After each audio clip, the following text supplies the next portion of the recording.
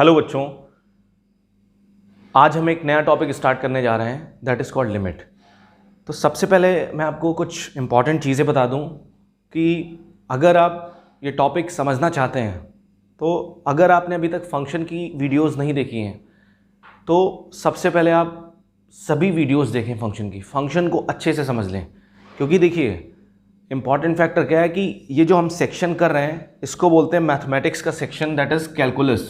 ये जो अभी तक आपको पढ़ाया जा रहा है ये कैलकुलस का सेक्शन है और कैलकुलस मैथमेटिक्स की ऐसी ब्रांच है जिसको बिना फंक्शन के आप सीख नहीं सकते हैं, बिना फंक्शन के आप पढ़ नहीं सकते हैं, समझ नहीं सकते हैं। अगर कोई आपको बिना फंक्शन के से पढ़ा रहा है तो इसका मतलब ये बात याद रखिए वो आपकी जड़ें काट रहा है, वो आपको बेवकूफ़ बना रहा है। तो कहने का मतलब ये है कि कैलकुलस को बिना फंक्शन के नहीं पढ़ा जा सकता, समझ नहीं पाएंगे आप। अब ये है कि हाँ कैलकुलेट कर सकते हैं, रट सकते हैं, लेकिन अगर आप चाहते हैं कि आपको सब कुछ विजुलाइज हो, आपकी अंडरस्टैंडिंग बहुत ज़बरदस्त हो, आप बायो बैकग्राउंड के हैं, मैथ्स पढ़ना चाहते हैं, तो ये सारी चीज़ें अगर आप करना चाहते हैं कि आपको बिल्कुल समझ में आया, ज़ीरो से समझ में आया, तो उसके लिए आपको फंक्शन बहुत ज़रूरी है। फंक्शन ढंग से देखें। और एक बात, अगर आपको फंक्शन आता है तो कोई दिक्कत आपको आगे नहीं आएगी, ठीक? क्योंकि बात हम करेंगे डोमेन की, रेंज की बात करेंगे, ग्राफ की बात करेंगे। अभी मैंने आपको ट्रांसफॉर्मेशन ऑफ ग्राफ्स नहीं बताया है और कुछ चीज़ें मैंने नहीं बताई हैं, तो मैं उसके लिए एक अलग लेक्चर लूँगा। उसमें मैं आपको जितने भी ग्राफ्स बचे हैं, जो जो चीज़ें बची हैं, वो सब धीरे धीरे वन बाय वन करके बताएंगे, ठीक है? तो लिमिट बहुत इंपॉर्टेंट टॉपिक है, क्योंकि अगर आपको लिमिट नहीं आती, अगर आपने लिमिट ख़राब कर दी तो आपको कंटिन्यूटी नहीं आएगी। और लिमिट, कंटिन्यूटी और डिफरेंशियबिलिटी, ये जो तीन चीज़ें हैं, तीन चीज़ों को समझने के लिए सबसे इंपॉर्टेंट चीज़ है लिमिट। लिमिट टोटली बेस्ड है फंक्शन पे और कंटिन्यूटी और डिफरेंशियबिलिटी बेस्ड है लिमिट पे। अगर आपको लिमिट नहीं आती है तो कंटिन्यूटी और डिफरेंशियबिलिटी की उम्मीद आप बिल्कुल मत करिएगा, आपको कंटिन्यूटी और डिफरेंशियबिलिटी बिल्कुल नहीं आएगी, ठीक है? तो इसलिए अगर आप कंटिन्यूटी और डिफरेंशियबिलिटी को समझना चाहते हैं तो आप ये समझें लिमिट क्या होती है। अगर आपके सामने कोई क्वेश्चन आता है तो कैसे निकालते हैं, सोचते कैसे हैं, अप्रोच क्या होनी चाहिए कि लिमिट का क्वेश्चन क्या करना है, कहाँ पे 0/0 फॉर्मेट लगाना है, कहाँ पे इन्फिनिटी फॉर्मेट लगाना है, कहाँ पे डिफ्रेंशिएट करना है, कहाँ पे क्या लॉजिक लगाना है, कहाँ पे ग्राफ यूज़ करना है। तो बहुत सारी बातें हम करेंगे। तो अब हम अपना टॉपिक स्टार्ट करते हैं। तो मैं आपको बता दूं मैं किस वे में आगे बढ़ूंगा। सबसे पहले मैं स्टार्ट करूंगा, मैं इधर लिख देता हूं, सबसे पहले मैं स्टार्ट करूंगा लिमिट। सबसे पहले मैं स्टार्ट करूंगा लिमिट। लिमिट को हिंदी में बोलते हैं सीमा, ठीक? सबसे पहला टॉपिक होगा हमारा लिमिट। जब लिमिट आप अच्छे से समझ जाओगे, लिमिट क्या होती है, कैसे कैलकुलेट करते हैं, क्या फंडामेंटल्स है इसके, उसके बाद हम आएंगे कंटिन्यूटी पे। किस पे आएंगे? कॉन्टिन्यूटी पे, ठीक? इसको हम हिंदी में बोलते हैं सततता, सातत्यता भी बोलते हैं, इसको बोलते हैं सततता। फिर जब कंटिन्यूटी आपको समझ आ जाएगी तो बात हम करेंगे डिफरेंशियबिलिटी की। ये बात याद रखिएगा, डिफरेंशियबिलिटी, ठीक? फिर उसके बाद डिफरेंशियबिलिटी की हिंदी होती है अवकलनीयता। किन फंक्शन को डिफरेंशिएट करना है, किन फंक्शन को डिफरेंशिएट नहीं करना है, ये हमें कौन बताता है? ये हमें डिफरेंशियबिलिटी बताती है। फिर जब डिफरेंशियबिलिटी आपको समझ आ जाएगी तो हम मूव करेंगे डिफरेंशिएशन पे। ये बात समझिएगा, ये सब आप फ्लो चार्ट बना लीजिए। डिफरेंशिएशन, डिफरेंशिएशन की हिंदी होती है अवकलन, ठीक है? फिर जब आप डिफरेंशिएशन सीख जाएंगे तो हम डिफरेंशिएशन के एप्लीकेशन सीखेंगे, इसीलिए उसको बोलते हैं एप्लीकेशन ऑफ डेरिवेटिव्स। डिफरेंशिएशन तक कहानी है, डिफरेंशिएशन तक अगर आपको यहाँ तक समझ आ गया तो हम कुछ नहीं करेंगे, डिफरेंशिएशन क्या एप्लीकेशन पढ़ेंगे। हर अगला टॉपिक, हर अपकमिंग टॉपिक प्रीवियस टॉपिक से रिलेटेड है, ठीक? तो अब हम स्टार्ट करते हैं लिमिट, और बहुत ढंग से समझिएगा आप, ठीक है? टॉपिक का नाम है लिमिट, ठीक? लिमिट को हिंदी में बोलते हैं सीमा। अभी मैंने आपको बताया, बार बार मैं सीमा यूज़ नहीं करूंगा, लिमिट यूज़ करूंगा, ठीक है? इसलिए मैंने हिंदी में बता दिया कि जो हिंदी मीडियम के स्टूडेंट हैं उनको कोई दिक्कत ना हो, ठीक? जैसा कि आप जानते हैं कि लिमिट को अलग अलग तरीके से लोग डिफाइन करते हैं, अलग अलग तरीके से लोग अप्रोच करते हैं, बताते हैं, लेकिन मेरा जो फंडा होता है एकदम डिफरेंट होता है, क्योंकि मैं ग्राफ को ज़्यादा यूज़ करता हूँ। ग्राफिकली अप्रोच, अगर आपकी अप्रोच बहुत अच्छी है, ग्राफिकली अप्रोच बहुत ज़बरदस्त है, तो चीज़ों को समझने में कोई दिक्कत नहीं होगी, ठीक है? तो हम क्या करेंगे, हमने एक फंक्शन ले लिया y = fx, इसीलिए मैं आपसे कहता हूँ सब कुछ फंक्शन पे डिपेंड है। लिमिट पढ़ो आप, चाहे कंटिन्यूटी पढ़ो, चाहे डिफरेंशियबिलिटी पढ़ो, सब में फंक्शन काम आएगा, ये सब फंक्शन की प्रॉपर्टीज हैं। तो हमने एक फंक्शन ले लिया, ये एक फंक्शन है हमारे पास, ये हमने क्या किया, एक फंक्शन लिया। अब जब ये हमने फंक्शन एक ले लिया तो आपको ये पता होना चाहिए ये इंडिपेंडेंट वेरिएबल होता है, ये डोमेन इसको बोलते हैं, ये रेंज होता है, इसको आउटपुट बोलते हैं, सब बातें आपको पता होनी चाहिए। फंक्शन का डोमेन रेंज क्या होता है सब पता होना चाहिए। एक फंक्शन ले लिया, अब ये फंक्शन अगर है तो इसका कोई ना कोई ग्राफ होगा। तो देखिए मैं ग्राफिकली अप्रोच पहले बताता हूँ, लिमिट है क्या, एक्चुअली लिमिट क्या है, लिमिट की परिभाषा क्या, डेफिनेशन क्या है। अगर आप वैल्यू कैलकुलेट करते हो, लिमिट निकालते हो, तो आप क्या निकालते हो एक्चुअली, ये समझना है। तो हमने क्या किया, हमने एक ग्राफ ले लिया, ठीक, कोई भी रैंडम ग्राफ ले लिया, बट वो फंक्शन की कंडीशन को सेटिस्फाई करेगा। ये एक्स एक्सिस हो गई, ये वाई एक्सिस। तो हमने क्या किया, हमने एक ग्राफ ले लिया, हमने एक ग्राफ लिया ये, और ये ग्राफ मैंने आपको बताया था कि कोई भी ग्राफ फंक्शन को रिप्रेजेंट करेगा नहीं करेगा, वो कैसे चेक करोगे, वर्टिकल लाइन टेस्ट से। तो अगर आप एक वर्टिकल लाइन खींचते हो तो ये वर्टिकल लाइन की कंडीशन को फुलफिल कर रहा है, इसका मतलब ये ग्राफ फंक्शन का लिया मैंने, कोई भी रैंडम ले लिया। ऐसा ग्राफ मत ले लेना कि वो फंक्शन को कंडीशन को सेटिस्फाई ना करे। तो ये एक फंक्शन का ग्राफ है y बराबर एफ एक्स, ध्यान समझिएगा। अब आपको पता है कि जब हमारे पास फंक्शन है, फंक्शन का ग्राफ हमने बना लिया, तो सिंपल सी बात है कि अगर हम इसमें वैल्यू पुट करेंगे, x बराबर 1 रखेंगे तो उसके करस्पॉन्डिंग कुछ ना कुछ वैल्यू मिलेगी, x बराबर 2 रखेंगे उसके करस्पॉन्डिंग कुछ ना कुछ वैल्यू मिलेगी। कोई वैल्यू अगर आप सब्स्टिट्यूट करते हो तो उसके करस्पॉन्डिंग आपको कुछ ना कुछ वैल्यू मिलती है, जरूर मिलती है। तो कहने का मतलब है मैंने कोई भी एक पॉइंट ले लिया x एक्सिस पे, x एक्सिस का मतलब यही डोमेन होता है, आपको मैंने बताया था। ये सब चीजें नहीं पता है, फंक्शन की सभी लेक्चर्स देखें ढंग से। और ये क्या होता है, ये रेंज होता है, रेंज इस पे रिप्रेजेंट किया जाता है y एक्सिस पे, ठीक। तो मैंने कोई भी एक पॉइंट ले लिया फंक्शन का, ग्राफ पे मैंने कोई भी एक पॉइंट ले लिया। अब देखो सबसे बड़ी चीज यहाँ इंपॉर्टेंट फैक्टर क्या होता है, सबसे इंपॉर्टेंट फैक्टर होता है कि जो हम पॉइंट लेंगे सब कुछ वही है।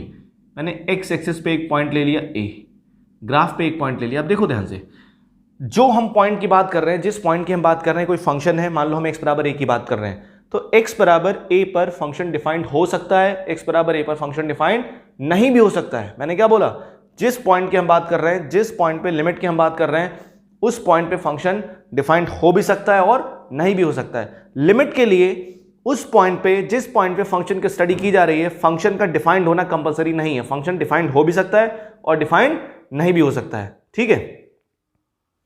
अब देखिए ध्यान से, तो इस केस में मैं मान रहा हूं, ये जो केस मैं कंसीडर कर रहा हूं, मैं ये मान के चल रहा हूं एफ ऑफ ए, जो वैल्यू निकल के आ रही ए पे, भाई आप मैं अगर आपसे पूछूं a बराबर x बराबर a पे फंक्शन की वैल्यू क्या होगी, तो x बराबर a पे रखोगे तो कितना मिलेगा, f ऑफ a। तो f ऑफ a जो भी फंक्शन होगा, f ऑफ a का मतलब वैल्यू डिफाइंड है। तो कहने का मतलब है इस पॉइंट पे x बराबर a पे वैल्यू डिफाइंड है, मतलब फंक्शन की वैल्यू कुछ ना कुछ निकल के आ रही है। तो आपको पता है फंक्शन डिफाइंड है, तो मैं क्या लूंगा यहाँ पे, क्लोज सर्कल। ये क्या है, ये क्लोज्ड है। ये जो सर्कल मैंने बनाया है ये क्लोज है। क्लोज का मतलब क्या है, x बराबर a पे वैल्यू मिल रही है। तरीका समझ आया नहीं है। अगर मान लो यहाँ पे x बराबर a पे ओपन में बनाता है तो इसका क्या अर्थ होता है, इसका अर्थ होता है x बराबर a पर फंक्शन डिफाइंड नहीं है। लेकिन मैंने क्या लिया, मैंने x बराबर a पर क्लोज लिया। क्यों क्लोज लिया, क्योंकि हम ये मान के चल रहे हैं कि x बराबर a पर फंक्शन डिफाइंड है। अभी मैं आपको वो वाला केस में बताऊंगा जब x बराबर a पर फंक्शन डिफाइंड नहीं है। लिमिट के लिए पॉइंट पे फंक्शन का डिफाइंड होना जरूरी नहीं है। तरीका समझ आया नहीं है, ध्यान समझिएगा। अब देखिए हमने एक पॉइंट ले लिया x बराबर a, अब सब कुछ चलेगा x बराबर a के करस्पॉन्डिंग, ध्यान समझिएगा, क्योंकि ये पहला लेक्चर है, बहुत इंपॉर्टेंट लेक्चर होने वाला है। क्यों, क्योंकि अगर ये लेक्चर आपने मिस कर दिया, अगर ये जो मैं बोल रहा हूं ये सब चीजें अगर आपने मिस कर दी, सॉल्व तो सब कर लेते हैं, रट तो सब लेते हैं, लेकिन अगर ये लेक्चर आपने मिस कर दिया, समझ लीजिए आपने बहुत कुछ मिस कर दिया। क्योंकि बहुत ऐसी चीजें मैं आपको बताऊंगा जो आपको किसी किताब में नहीं मिलेंगी और नॉर्मल जगह पर नहीं मिलेंगी, ठीक है। देखिए ध्यान से, सिंपल सा फंडा ये है कि हमने x बराबर a लिया।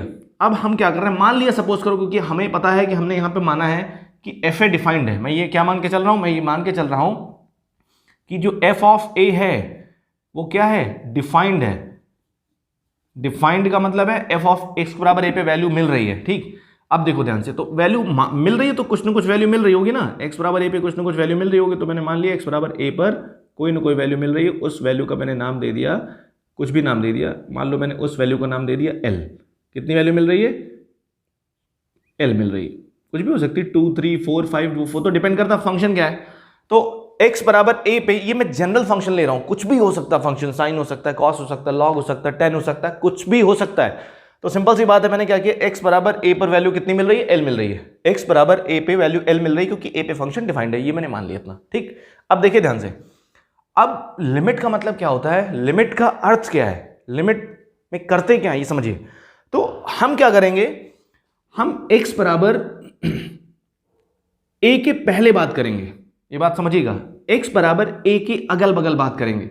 जब भी हम देखेंगे, हम इस फंक्शन की स्टडी, ये बात समझिएगा, ये जो फंक्शन है, ये जो फलन है, इस फलन की स्टडी हम x बराबर a पे करने में इंटरेस्टेड नहीं है, हम x बराबर a के अगल बगल करने में इंटरेस्टेड हैं। मैंने क्या बोला आपसे? मैंने बोला हम इस फंक्शन की स्टडी x बराबर a पे करने में इंटरेस्टेड नहीं है, हम इंटरेस्टेड हैं a के अगल बगल। a का अगल बगल क्या होता है?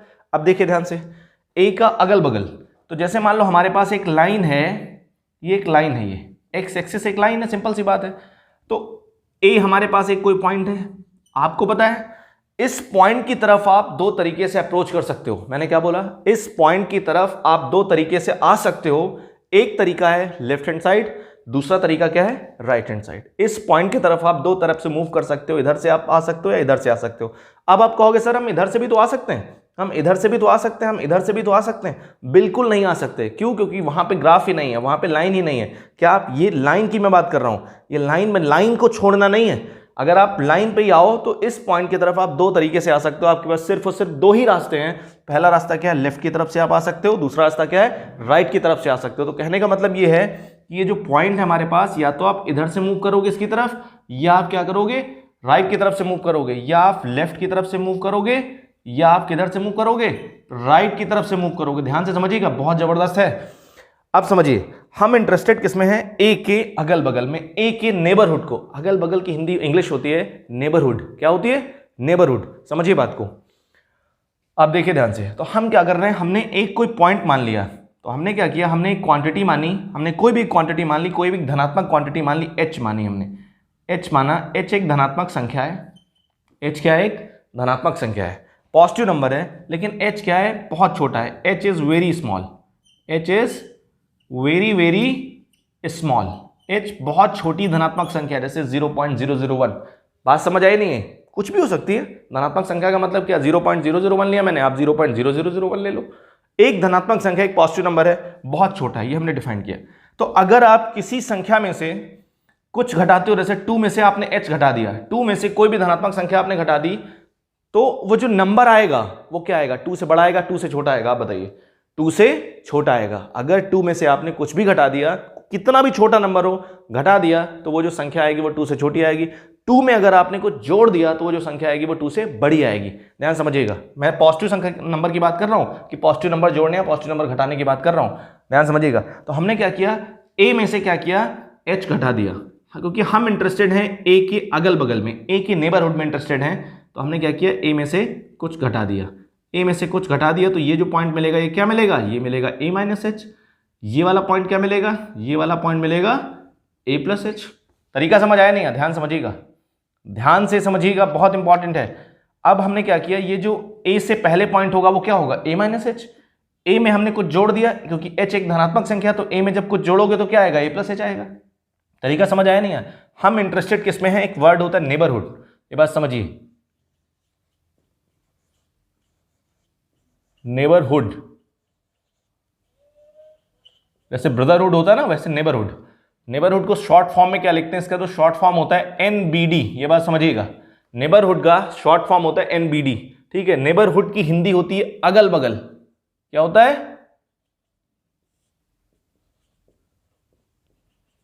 ठीक है, ये बात समझिएगा। तरीका समझ आया नहीं है? तो हमने क्या किया, a से पहले एक पॉइंट ले लिया a माइनस एच, ए के बाद में एक पॉइंट ले लिया a प्लस एच। ध्यान से समझिएगा। अब आप ये समझो, a माइनस एच जब एक आपने पॉइंट लिया है, तो a माइनस एच के करस्पॉन्डिंग कुछ ना कुछ वैल्यू मिलेगी। a माइनस एच के करस्पॉन्डिंग कुछ ना कुछ आपको वैल्यू मिलेगी ग्राफ पे, ठीक, कुछ ना कुछ वैल्यू मिलेगी ग्राफ पे। मान लो वैल्यू क्या मिली, कुछ भी मिल सकती है, ठीक, ये मैंने ले लिया, ये हो सकती है। और a प्लस एच के करस्पॉन्डिंग आपको क्या होगा? a प्लस एच के करस्पॉन्डिंग भी आपको कुछ ना कुछ वैल्यू मिलेगी। a प्लस एच के करस्पॉन्डिंग आपको वैल्यू क्या मिलेगी? वो भी कुछ वैल्यू हो सकती है, ठीक, वो भी कुछ ना कुछ वैल्यू हो सकती है, ठीक है। a प्लस एच के करस्पॉन्डिंग भी कुछ वैल्यू हो सकती है, वो क्या होगी? वो कुछ होगी। तो मैंने मान लिया f of a minus H, a minus H के करस्पॉन्डिंग वैल्यू क्या हो जाएगी? f of a minus H. क्या हो जाएगी? f of a minus H. और a प्लस एच के करस्पॉन्डिंग वैल्यू क्या होगी? इस फंक्शन में ये पॉइंट रख देंगे हम, तो कितना आ जाएगा? f of A plus H. इतनी बात समझ आई नहीं है? पॉइंट पे वैल्यू क्या मिल रही? एल। ए माइनस एच पे वैल्यू क्या मिलेगी? F of a minus h. A से बाद में जो पॉइंट है ए प्लस एच है उसके करस्पॉन्डिंग वैल्यू क्या मिलेगी? ए प्लस एच। ध्यान से समझिएगा, ध्यान से समझिएगा। अब देखिए ध्यान से, हम क्या करेंगे, सिंपल सी बात है, हम क्या करेंगे, हम इस ए की तरफ मूव करेंगे। जैसे जैसे एच छोटा होता जाएगा, जैसे जैसे क्या होगा, एच छोटा होता जाएगा, वैसे वैसे ये वाला जो पॉइंट होगा हम क्या करेंगे, लेफ्ट की तरफ से किधर मूव करेंगे? इस पॉइंट की तरफ। और इधर से क्या करेंगे, राइट की तरफ से किधर मूव करेंगे? इस पॉइंट की तरफ। लेफ्ट की तरफ से हम इस पॉइंट की तरफ मूव करेंगे, राइट की तरफ से पॉइंट की तरफ मूव करेंगे। और फिर हम देखेंगे लेफ्ट और राइट में या पॉइंट ए के अगल बगल में जो वाई वैल्यूज का बिहेवियर है वो क्या हो रहा है। सिंपल सी बात है, हम देखेंगे कि ये जो पॉइंट है, जब भी कभी लिमिट की बात की जाती है, कंटिन्यूटी की बात की जाती है, तो सर्टेन एक पॉइंट दिया जाता है। आपसे कहा जाएगा x tends to 2, x tends to -2, x tends to 2 minus, x tends to 2 plus. आपने अभी तक लिमिट पढ़ी होगी, आपने क्या देखा होगा, जब भी कभी लिमिट की बात की जाती है तो आपको एक सर्टेन पॉइंट दिया जाता है। आपको एक सर्टेन पॉइंट क्यों दिया जाता है? क्योंकि उस पॉइंट के अगल बगल स्टडी की जाती है। तो कहने का मतलब ये है कि हम क्या कर रहे हैं, हम लेफ्ट से इस पॉइंट की तरफ मूव कर रहे हैं और इधर हम राइट से इस पॉइंट की तरफ मूव कर रहे हैं। जब आप लेफ्ट और राइट से उस सर्टेन पॉइंट की तरफ मूव करोगे तो आप देखोगे वाई बिहेवियर, फंक्शन का बिहेवियर, जो वाई वैल्यूज है वो किस हिसाब से चेंज हो रही हैं। तरीका समझ आया नहीं है? तो लिमिट बेसिकली कुछ भी नहीं होती है। लिमिट का अर्थ सिर्फ इतना होता है कि किसी भी पॉइंट के अगल बगल में, मैंने क्या बोला, किसी भी पॉइंट के अगल बगल में वाई वैल्यूज का बिहेवियर जो होता है उसको बोलते हैं लिमिट। लेफ्ट से अगर आप आओगे तो लेफ्ट बिहेवियर जो होगा उसको बोलेंगे लेफ्ट हैंड लिमिट। राइट से अगर आप आओगे उस पॉइंट की तरफ और जो वाई वैल्यूज का बिहेवियर होगा, वाई वैल्यूज होगी, वाई वैल्यू होगी, उसको बोलेंगे राइट हैंड लिमिट। ध्यान समझिए, मैंने क्या बोला, इस पॉइंट की तरफ अगर आप लेफ्ट से आओगे तो जो लेफ्ट बिहेवियर होगा उसको बोलेंगे हम लेफ्ट हैंड लिमिट। इस पॉइंट की तरफ अगर आप राइट से आओगे तो जो राइट बिहेवियर होगा y का, इस फंक्शन का जो राइट बिहेवियर होगा उसको बोलेंगे हम राइट हैंड लिमिट। तरीका समझ आया नहीं है? जो फंक्शन की लेफ्ट वैल्यू होगी, y की जो लेफ्ट वैल्यू होगी उसको बोलेंगे लेफ्ट हैंड लिमिट। और जब आप इधर से आओगे, अप्रोच करोगे, तो जो राइट वैल्यू, राइट से आने पे जो y की वैल्यू मिलेगी उसको बोलेंगे राइट हैंड लिमिट। ध्यान से समझिएगा, ठीक। तो अगर आपसे कोई पूछता है लिमिट क्या है, अगर आपसे कोई पूछता है व्हाट इज लिमिट, एक क्वेश्चन है आपके पास, मैं क्वेश्चन लिखता हूं, सबसे पहला सवाल है, कोई अगर आपसे पूछता है लिमिट क्या है, व्हाट इज लिमिट, ठीक। अक्सर क्या होता है, आपने देखा होगा, एनसीईआरटी वगैरह देखा होगा या किताब में देखा होगा कि बहुत सारे टीचर क्या करते हैं, क्वेश्चन एक एग्जाम्पल से शुरू करते हैं, y बराबर x square minus 4 upon x minus 2, फिर कहते हैं इसमें 2 रखो, देखो 0/0 बना कि नहीं बना। आपको ये एग्जाम्पल लेते हैं, कोई ग्राफिकल इंटुएशन नहीं, ध्यान से समझिएगा। लेकिन एक्चुअल जो मैंने आपको ये बताया ये ग्राफिकल इंटुएशन है, यही लिमिट है, यही लिमिट को समझने का सबसे बेस्ट वे है, ठीक। रटी रटाई नॉलेज के पीछे मत भागिए, जो सब फॉलो कर रहे हैं उसको फॉलो मत करिए। तरीका समझ आया नहीं है? तो हमने क्या बोला, लिमिट क्या होती है, एक सवाल, ये क्वेश्चन है, लिमिट क्या है। लिमिट कुछ भी नहीं है, तो बोल सकते हैं सोल्यूशन देखिए इसका या आंसर देखिए, आंसर इसका क्या है,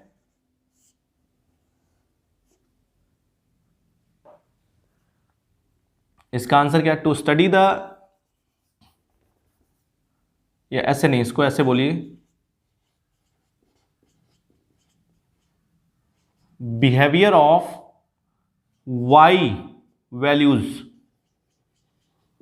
ठीक, behaviour of y values in the neighbourhood of, in the neighbourhood of, in the neighbourhood of, NBD का मतलब नेबरहुड, अगल बगल, बिहेवियर ऑफ वाई वैल्यूज या बिहेवियर ऑफ फंक्शन बोल सकता हूं मैं, in the neighbourhood of x बराबर a, ठीक, in the neighbourhood of point x बराबर a, मैं इसको इरेज करता हूं, पॉइंट लिख देता हूं, इन the neighbourhood of point x बराबर a is called limit, is called limit. तो अगर आप लेफ्ट की तरफ से उस पॉइंट की तरफ मूव किया आपने और मूव करने के बाद आपको वैल्यू मिली 2, तो उसको बोलेंगे लेफ्ट हैंड लिमिट, क्योंकि आप लेफ्ट से आए ना, उस पॉइंट की तरफ आप लेफ्ट से मूव किया आपने। अगर आप राइट की तरफ से उस पॉइंट की तरफ मूव करते हो, दाहिनी तरफ से मूव करते हो, तो उसको बोलेंगे राइट हैंड लिमिट। तरीका समझ आया नहीं? लिमिट क्या है, लिमिट कुछ भी नहीं, लिमिट एक वैल्यू है, लिमिट एक मान है, किसका मान है, y का मान है। नहीं समझे आप? लिमिट एक y की वैल्यू होती है, जैसे कहते नहीं कहते फंक्शन दिया होगा कहेगा कैलकुलेट करो, लिमिट कैलकुलेट करो, इसका मतलब क्या है, जब आप कैलकुलेट करोगे तो आपको कुछ ना कुछ वैल्यू मिलेगी। अब वो कौन सी वैल्यू है, लेफ्ट हैंड, अगर आप लेफ्ट से कैलकुलेट करोगे तो उसको बोलेंगे लेफ्ट हैंड लिमिट, राइट से कैलकुलेट करोगे तो उसको बोलेंगे राइट हैंड लिमिट। कभी भी कंफ्यूजन नहीं होनी चाहिए 1% आपके अंदर। अब देखिए ध्यान से, ठीक, तो मैंने क्या बोला, बिहेवियर ऑफ y वैल्यूज या बिहेवियर ऑफ फंक्शन बोल सकता हूं, क्योंकि जब इधर से आओगे आप x की वैल्यू में चेंज करोगे तो y में चेंज होगा ना, तो जब लेफ्ट की तरफ से इस पॉइंट की तरफ मूव करोगे तो बोलेंगे लेफ्ट हैंड लिमिट, राइट की तरफ से आओगे तो बोलेंगे राइट हैंड लिमिट। ठीक, तरीका समझ आया नहीं है? अब देखिए ध्यान से, इसको मैं इरेज कर रहा हूं इधर, फिर कुछ और बातें मैं आपको बता रहा हूं, बहुत इंपॉर्टेंट बातें हैं ये, ठीक है। अब देखिए ध्यान से, देखिए समझिए, तो जैसे मान लो आपने क्या किया, ये है, ये हमारे पास एक लाइन है, इस लाइन पे हमने क्या किया, एक पॉइंट ले लिया ए, ठीक। तो इसीलिए मैंने आपसे कहा था स्टार्टिंग में, याद करिए मैंने आपसे कहा था कि x बराबर a पे फंक्शन का डिफाइंड होना जरूरी नहीं है। लिमिट में x बराबर a पर फंक्शन का डिफाइंड होना जरूरी नहीं है। क्यों? क्योंकि हम x बराबर a पे बात ही नहीं करते हैं। हम किसकी बात कर रहे हैं? हम लेफ्ट हैंड राइट हैंड की बात कर रहे हैं, हम a के अगल बगल बात कर रहे हैं। जैसे 2 है आपके पास, मान लो x बराबर 2 है, तो फंक्शन की लिमिट आप x बराबर 2 पे बात कर रहे हो, तो x बराबर 2 पे फंक्शन डिफाइंड हो या डिफाइंड ना हो ये मैटर नहीं करता। क्या मैटर करता है? मैटर ये कर रहा है कि x बराबर 2 के आसपास, मतलब लेफ्ट में और राइट में फंक्शन डिफाइंड है कि नहीं है। x बराबर 2 के अगर लेफ्ट में और राइट में फंक्शन डिफाइंड है तो बोलेंगे लिमिट एग्जिस्ट कर रही है। अगर x बराबर 2 के लेफ्ट में फंक्शन डिफाइंड नहीं है, राइट में डिफाइंड नहीं, तो क्या बोलेंगे? लिमिट एग्जिस्ट ही नहीं कर रही। इसकी तरीका समझ आया नहीं आया? इसीलिए फंक्शन का डिफाइंड होना x बराबर a पे जरूरी नहीं है। फंक्शन डिफाइंड हो या फंक्शन डिफाइंड ना हो कोई जरूरी नहीं। अगर आपसे कोई क्वेश्चन करता है कि x बराबर a पर फंक्शन डिफाइंड होना चाहिए नहीं होना चाहिए, तो आप कह सकते हो कि x बराबर a पर या जिस पॉइंट पे हम लिमिट फाइंड कर रहे हैं उस पॉइंट पे फंक्शन का डिफाइंड होना कोई जरूरी नहीं है। Need not be true. तरीका समझ आया नहीं है? कोई आवश्यकता नहीं है। ये बात स्टेटमेंट कोई मतलब सही है हो, कोई जरूरी नहीं है। इतनी बात समझ आई नहीं? अब देखिए आगे देखिए, ये हमने एक पॉइंट ले लिया a, तो आपको पता है a से पहले कौन सा पॉइंट आएगा? a से पहले आएगा point a minus H. a minus H, h एक धनात्मक संख्या है, जैसे 2 है, 2 में से आप 0.0001 घटाओगे तो जो संख्या आएगी वो 2 से छोटी आएगी ना, भले थोड़ी सी छोटी है लेकिन आएगी ना छोटी। 2 में अगर आप कुछ ऐड करोगे 0.0001 वो नियर अबाउट 2 ही आएगी, लेकिन 2 से थोड़ी सी बड़ी आएगी नहीं आएगी। तो हमने क्या किया, इस a में क्या किया, h घटा दिया। और आपको मैंने बताया था h क्या है, h एक पॉजिटिव नंबर है, एक बहुत छोटा पॉजिटिव नंबर है। तो और अब क्या किया, इधर मैंने h जोड़ दिया तो वो पॉइंट कहीं इधर आएगा। तो अगर हम अब क्या करेंगे, इधर मूव करेंगे। तरीका समझ आया नहीं है? जैसे जैसे h छोटा होता जाएगा वैसे वैसे ये नंबर इधर बढ़ता जाएगा। ध्यान समझिएगा, जैसे जैसे h छोटा होता जाएगा वैसे वैसे ये नंबर इधर बढ़ता जाएगा। अभी ध्यान से समझो, मैं थोड़ा आपको समझा रहा हूँ। जैसे मान लो सपोज करो ये मैं h लेता हूँ इधर और इधर मैं 2 माइनस एच लेता हूँ, ठीक। h मैंने ले लिया 0.1, तो ये कितना आएगा, 1.9 आएगा। मैंने h ले लिया 0.01, तो ये कितना आएगा, 1.99 आएगा। ये h मैंने ले लिया 0.001 ले लिया, तो ये कितना आएगा, 1.99 आएगा। तरीका समझ आया नहीं है? ये मैंने ले लिया h ले लिया 0.001, तो कितना आएगा, 1.999 आएगा नहीं आएगा? तो आप देख रहे हैं जैसे जैसे h छोटा होता जा रहा है वैसे वैसे, जैसे जैसे देखो हम इधर से ऊपर से नीचे की तरफ आ रहे हैं, h क्या हो रहा है, छोटा हो रहा है। h की वैल्यूज क्या हो रही है, छोटी हो रही है। देखो ये 0.1 है, ये 0.01 है, और छोटा है, ये उससे भी छोटा है, उससे भी छोटा। तो जैसे जैसे h छोटा होता जा रहा है वैसे वैसे ये जो नंबर आ रहा है, ये वाला, ये अपकमिंग नंबर, ये वाला जो नंबर है, ये जो आ रहा है नंबर, देखो 1.9 आया, फिर दूसरी बार में क्या है, 1.99 आया। तो 1.9 और 1.99 में कौन 2 के करीब है, 1.99, क्योंकि हमें इसमें डेसिमल के 2 डिजिट तक वैल्यू पता है। तो ये वाला नंबर ये 2 के करीब है, फिर ये वाला नंबर 2 के और करीब है, ये नंबर 2 के और करीब है, ठीक। तो जैसे जैसे हम h को छोटा करते जा रहे हैं वैसे वैसे ये नंबर किधर बढ़ रहा है, ये नंबर 2 की तरफ बढ़ रहा है, ये नंबर 2 की तरफ मूव कर रहा है। तो ये तरीका समझ आया नहीं? जैसे जैसे h किधर बढ़ रहा है, 0 की तरफ बढ़ रहा है, वैसे वैसे ये नंबर किधर बढ़ रहा है, 2 की तरफ। तो सिंपल सी बात है, जैसे जैसे h 0 की तरफ बढ़ेगा तो ये वाला नंबर किधर बढ़ेगा, ये नंबर a की तरफ बढ़ेगा। और सिमिलर ऐसे ही, जैसे इसको आप देख सकते हो, जैसे मैं h और 2 प्लस h की बात कर लूँ, 2 प्लस h की बात कर लूँ, तो जैसे जैसे h मान लो मैंने क्या लिया, 0.1 ले लिया, तो ये क्या हो जाएगा, ये हमारे पास हो जाएगा, ये हमारे पास हो जाएगा 2 प्लस 2.1 हो जाएगा। कितना हो जाएगा ये हो जाएगा 2.1, ठीक। आपने क्या ले लिया 0.01 ले लिया, तो ये कितना हो जाएगा 2.01 हो जाएगा। 0.001 ले लिया आपने तो कितना हो जाएगा 2.001 हो जाएगा।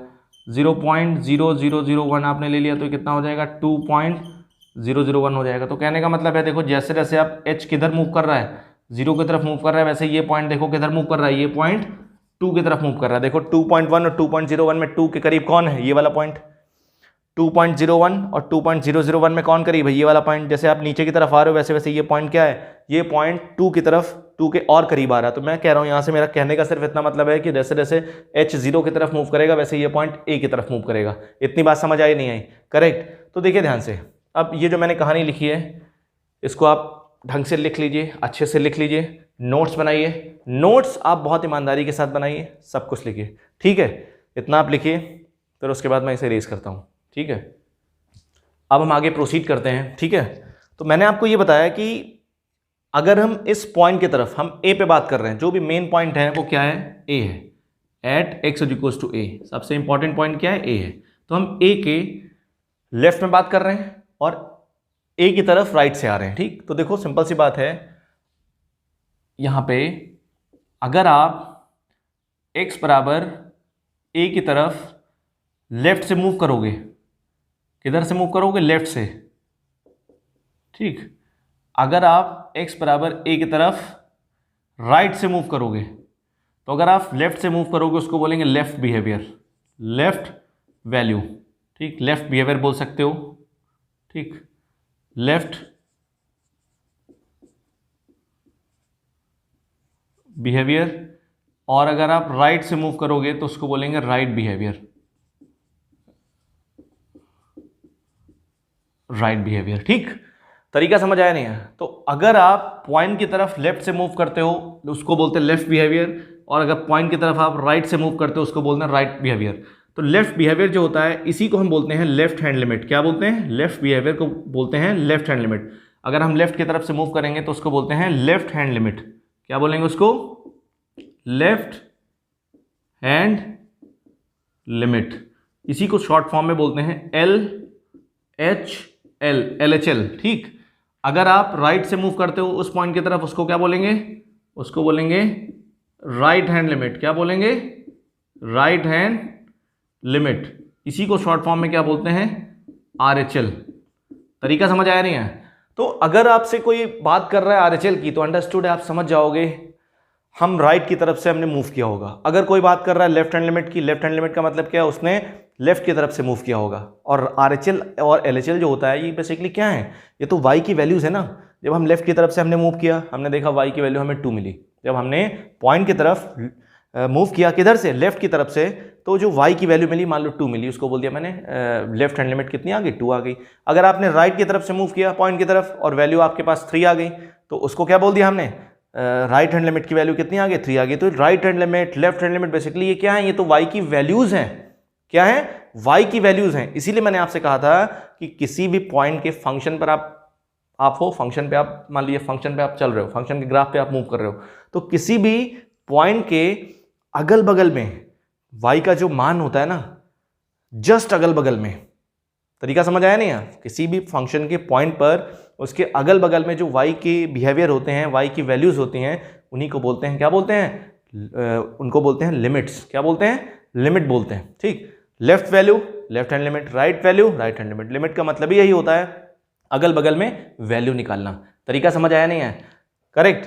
तो इसका मतलब क्या फंडा है कि मैंने क्या बोला कि जो लेफ्ट वैल्यू होगी उसको बोलेंगे left hand limit, right value जो होगी उसको राइट हैंड लिमिट। तो इतना आपको आना चाहिए। अब देखो ध्यान से समझो, एक इंपॉर्टेंट फैक्टर क्या है, इंपॉर्टेंट फैक्टर क्या, आप लिमिट यूज कैसे करते हैं। तो देखो अभी तक हमने आपको क्या बताया था, हमने आपसे कहा था कि जैसे जैसे x, ध्यान से समझिएगा आप, जब मैंने ग्राफ बनाया था तो मैंने उसमें लिखा था, ये आपको याद होना चाहिए, आपको पता होना चाहिए। इसको मैं चेंज करता हूं मार्कर, ठीक है। जैसे मान लीजिए मैंने आपसे अभी ग्राफ बनाया था, तो मैंने क्या कहा था, मैंने आपसे कहा था कि ये हमारे पास एक ग्राफ है और ये एक पॉइंट है, ये A है। क्या बोला था मैंने, A है, इसकी अगल बगल जो पॉइंट वैल्यू मिलेगी A plus H, A minus H है, और ये क्या मिलेगी, A प्लस H, ठीक। तो कहने का मतलब है जैसे जैसे, इसको मैं लिख रहा हूं एज एक्स अप्रोचेस टू, भाई ये वैल्यूज किसकी हैं, एक्स की है ना, एज एक्स अप्रोचेस टू, जैसे जैसे एक्स ए की तरफ मूव करता है, एज एक्स अप्रोचेस टू ए, मैंने क्या बोला, जैसे जैसे एक्स ए की तरफ अप्रोच करता है, ठीक, as x approaches to a, ठीक, as x approaches to a, then y approaches to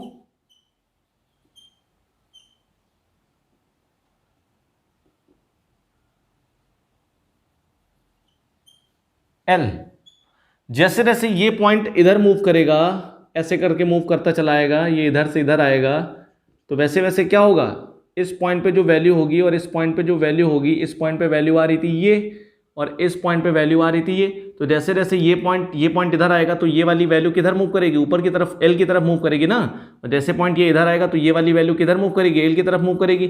तो मैंने क्या बोला कि जैसे जैसे एक्स ए की तरफ मूव करेगा, चाहे वो लेफ्ट की तरफ से मूव करे, चाहे वो राइट की तरफ से मूव करे, मैंने क्या बोला, जैसे जैसे एक्स ए की तरफ मूव करेगा, चाहे वो लेफ्ट की तरफ से मूव करे, चाहे वो राइट की तरफ से मूव करे, वैसे वैसे ये जो वैल्यूज होंगी, वाई होगा, ये जो वाई की वैल्यूज हैं वो किधर मूव करेंगी, एल की तरफ मूव करेंगे, किधर मूव करेंगी, एल की तरफ, ठीक है, ध्यान से समझना, जैसे जैसे एक्स ए की तरफ मूव करेगा वैसे वैसे एक्स वाई किधर मूव करेगा, एल की तरफ। तो इसी चीज को मैथमेटिकली हम कैसे लिखते हैं, इसी बात को मैथमेटिकली हम लिखते हैं, इसी की मैथमेटिक्स, इसी चीज को मैथमेटिकली कैसे लिखते हैं, यहां पे लिखते हैं लिमिट, फंक्शन लिखते हैं, मतलब ये जो फंक्शन है यहां पे लिखते हैं लिमिट एक्स टेंड्स टू, ये सिंबल एरो टेंड का होता है, ये अप्रोच का एरो होता है, इसको क्या रीड करेंगे, अभी पूरा मैं बता रहा हूं, जैसे ये सब लिखा रहता है ना, इसको क्या अर्थ होता है इसका, ये सब पढ़ने में आना चाहिए, ये सब आपको समझ आना चाहिए। लेकिन स्टूडेंट क्या करता है, उसको इससे मतलब नहीं है, इसका मतलब क्या है, बस क्या है, x बराबर 0 पे आंसर आ गया, x बराबर 1 रख दिया आंसर आ गया। तो ये सब फालतू की बातें मत करिए कि x बराबर 0 रखा आंसर आ गया, x बराबर 1 रखा आंसर आ गया, इसका आंसर ये होता है, इसका आंसर वो होता है, आता कुछ भी नहीं है, आंसर याद करके बैठे। आंसर याद करने से सिलेक्शन नहीं होता है, बात याद रखिए, सिलेक्शन होता है बेसिक पढ़ने से और चीजें जानने से। ये नहीं है कि रट लो 4-5 सवाल, 2-4 ट्रिक याद कर लो, कहीं ना हो गया सिलेक्शन हो गया। ऐसे अगर होने लगे ना तो ये जो बड़े बड़े एग्जाम होते हैं, IIT JEE एडवांस का होता है, JEE मेंस का होता है, बड़े बड़े एग्जाम होते हैं, सब ऐसे ही हो जाए, फिर तैयारी करने की जरूरत ना पड़े, उसके लिए टीचर को एफर्ट करने की जरूरत ना पड़े, सब बस 10 ट्रिक याद कर लें और आंसर आ जाए तुरंत। तो आंसर के पीछे मत भागिए, बेसिक देखिए। तो ये मैंने क्या लिखा, जैसे जैसे एक्स ए की तरफ मूव करेगा वैसे वैसे वाई की तरफ मूव करेगा, एल की तरफ। तो इसका मतलब इसी को हम मैथमेटिकली, इसी पूरे स्टेटमेंट को हम ऐसे लिखते हैं, कैसे लिखेंगे, लिमिट एक्स टेंड्स टू ए, ये क्या लिखा, ये टेंड का सिंबल है, ये जो एरो लगता है ना, इसको बोलते हैं टेंड या अप्रोचेस, इसको हिंदी में बोलते हैं अग्रसर है, हिंदी में क्या बोलते हैं, अग्रसर है। तो जैसे जैसे एक्स ए की तरफ बढ़ रहा है वैसे वैसे इस फंक्शन की वैल्यू, ये फंक्शन जो है ये किधर बढ़ रहा है, एफ एक्स किधर मूव कर रहा है, एल की तरफ। एफ एक्स किसके बराबर हो रहा है, एल की तरफ। बात समझ आई नहीं आई, जैसे जैसे एक्स ए की तरफ बढ़ रहा है वैसे वैसे जो एफ एक्स है, एफ एक्स की वैल्यू कितनी आ रही है, एल आ रही है। यहां पे एफ एक्स की वैल्यू एल नहीं है, ये बात समझिएगा, ये बात समझिएगा, एफ एक्स की वैल्यू एल नहीं है, फंक्शन की वैल्यू एक्स बराबर ए पे एल नहीं है, मैं ये इसकी बात नहीं कर रहा। जैसे जैसे एक्स ए की तरफ बढ़ेगा वैसे वैसे ये जो एफ एक्स है ना वो एल आ रहा है। कोई जरूरी नहीं, यहां अगर ये चीजें आपके पास लिखी हैं तो कोई जरूरी नहीं कि एफ ए डिफाइंड हो, एक्स बराबर ए पर फंक्शन डिफाइंड हो, कोई जरूरी नहीं है, ठीक है। तो ये चीज आपको समझ में आनी चाहिए। मैंने क्या बोला, जैसे जैसे एक्स ए की तरफ बढ़ेगा, मतलब चाहे लेफ्ट से बढ़े चाहे राइट से बढ़े, तो ये जो फंक्शन है, जो वाई है, वाई किसके बराबर हो रहा है, वाई एल की तरफ मूव कर रहा है, ये इसका मतलब होगा। और ये अगर आपके पास कभी भी लिखा है तो कोई ज़रूरी नहीं है कि एफ ऑफ ए डिफाइंड हो, ठीक है। अभी समझिए, अगर कभी भी आपके पास ये लिखा है तो ये चीज़ और ये चीज़ दोनों सेम होते हैं, ये आप लिख लीजिए, समझ लीजिए, बहुत इंपॉर्टेंट है ये, बहुत ज़बरदस्त तरीके से लिख लीजिए इसको, इंपॉर्टेंट है ये, ठीक है। अब देखिए, अगर कभी भी आपके पास ये लिखा है लिमिट, मैं लिमिट को LT लिखूंगा, LIM नहीं लिखूंगा, लिमिट एक्स टेंड्स टू ए, अभी पूरा एक्सप्लेन करेंगे। ये लिखा है अगर, तो इसका अर्थ क्या है, इसका अर्थ ये है, इसका मीनिंग ये है कि जब एक्स ए की तरफ मूव करेगा तो एफ एक्स क्या हो रहा है, एफ एक्स एल के बराबर हो रहा है, मतलब एफ एक्स का लेफ्ट बिहेवियर भी एल है और एफ एक्स का राइट बिहेवियर भी एल है। बात समझ आई नहीं है? एफ एक्स का लेफ्ट बिहेवियर भी एल है और एफ एक्स का राइट बिहेवियर भी एल है, मतलब लेफ्ट हैंड लिमिट भी एल है, राइट हैंड लिमिट भी एल है। ठीक, अब देखो ध्यान से, अगर ये कभी भी लिखा है तो ये बात समझिएगा, तो यहां पे क्या है कि ये जो वैल्यू लिखी ये ए की वैल्यू नहीं है, यहां पे क्या है, एफ ऑफ ए, ध्यान समझिएगा, एफ ऑफ ए की वैल्यू, एफ ऑफ ए, इसको ऐसे नहीं लिखते हैं, एफ ऑफ ए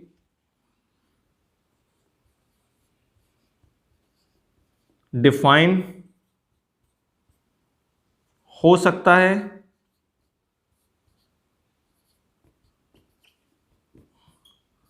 और डिफाइंड नहीं भी हो सकता है। ठीक है, मैंने क्या बोला, एफ ऑफ ए डिफाइंड हो सकता है और एफ ऑफ ए डिफाइंड नहीं भी हो सकता है। ये यहां पे फंक्शन की वैल्यू नहीं है एल, इसका मतलब होगा जब ये लेफ्ट की तरफ से मूव करेगा और राइट की तरफ से मूव करेगा तो दोनों बिहेवियर एल है। ये बात समझ में आया नहीं है? क्योंकि हम इंटरेस्टेड नहीं होते, जब हम लिमिट पढ़ते हैं तो हम उस पर्टिकुलर पॉइंट पे इंटरेस्टेड नहीं होते, हम उसके अगल बगल इंटरेस्टेड होते हैं। तरीका समझ आया नहीं है? तो लिमिट का मतलब होगा हम जो भी पॉइंट गिवन होगा उसके अगल बगल में इंटरेस्टेड होंगे, यही लिमिट में आपको पढ़ना है, यही समझना है। कंटिन्यूटी में हम उस पॉइंट पे भी इंटरेस्टेड होते हैं जो भी पॉइंट गिवन होता है, इसीलिए कहा जाता है कि जब left hand limit, right hand limit और वैल्यू ऑफ फंक्शन तीनों बराबर हो जाते हैं तो फंक्शन कंटिन्यूअस हो जाता है। कंटिन्यूटी में हम वैल्यू ऑफ फंक्शन की बात करेंगे, लेकिन कभी भी लिमिट में हम वैल्यू ऑफ फंक्शन की बात नहीं करते हैं, लिमिट में हम उसके अगल बगल की बात करते हैं। ठीक है, अब देखिए मैं इसको इरेज करता हूं और कुछ इंपॉर्टेंट टर्म्स एक्सप्लेन करता हूं जो बहुत जरूरी है लिमिट के लिए। ठीक है, इंपॉर्टेंट टर्म्स,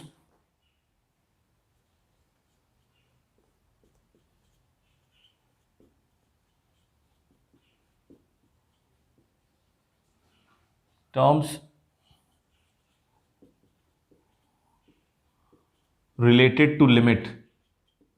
ठीक, लिमिट से रिलेटेड इंपॉर्टेंट टर्म्स ध्यान से समझिए, कौन कौन से टर्म्स होते हैं जो इंपॉर्टेंट हैं, समझिए। पहला, फर्स्ट हमने लिखा x बराबर a, क्या लिखा, x बराबर a, x बराबर a, जैसे आपके पास लिखा है x बराबर 2, x बराबर 3, x बराबर 0, तो इसका क्या मतलब होता है? इसका मतलब है x is a variable, x एक वेरिएबल है